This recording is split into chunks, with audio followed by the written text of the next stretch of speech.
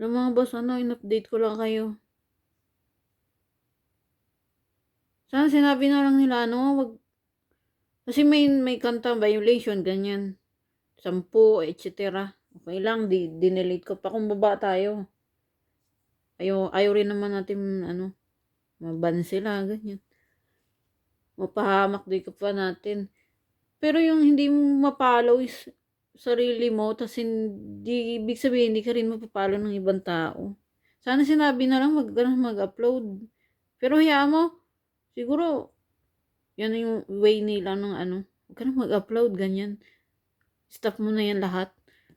Ng entertainment, di nakakatuwa. Sana di, wala namang problema eh. Nakakaiyak kasi, nagbayad kami. Hindi to tungkol sa pera ha.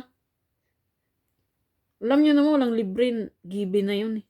Tungkol to sa yung pinaghirapan mo. Tapos yung iba, asawa ko, akala nila madali, ang hirap view dyan, ng viewers dyan.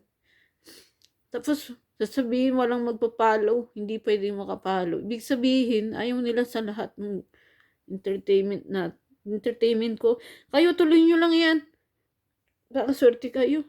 Ganun lang ang buhay mga boss. Sortihan lang eh. Ngayon, siguro yan na yung huli kong, yan na nga yung huli kong, di-stop ko na, oo. Pero yung buhay ko, syempre tuloy. Total. Social media lang naman yan eh. Huwag natin kalimutan sarili natin buhay. Pero malamang huling na ito. Kasi, una, barya lang naman kita mo dyan. At actually, di pa nga kumikita dyan. Hirap umanap ng views. Lalo sa YouTube. Ayun. Happy naman ako. Kahit di natuloy yung entertainment. Di ko na itutuloy kasi wala akong kita yan. Kasi lahat na lang binaban nila eh. Lahat. Kasi yung una, may kanta doon, di nila type. Siguro may violation, etc. Dinelate. Pero yung ibang halos lahat na lang. Halos lahat. Iyaan mo na.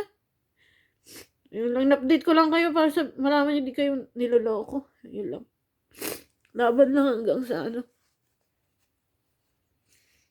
ayoko nga sana makita umiiyak kaso hayaan nyo. Niniwala naman ako sa Diyos, may swerte rin darating sa atin mga boss. Lang. Apit lang. Itong sarili kong mga kanta ko, mga art ko gawa. Tuloy ko lang yan, pero yun na yung huling upload.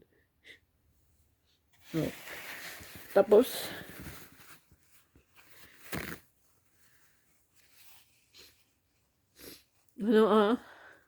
huling entertainment na rin niya kasi. Entertainment naman yan eh.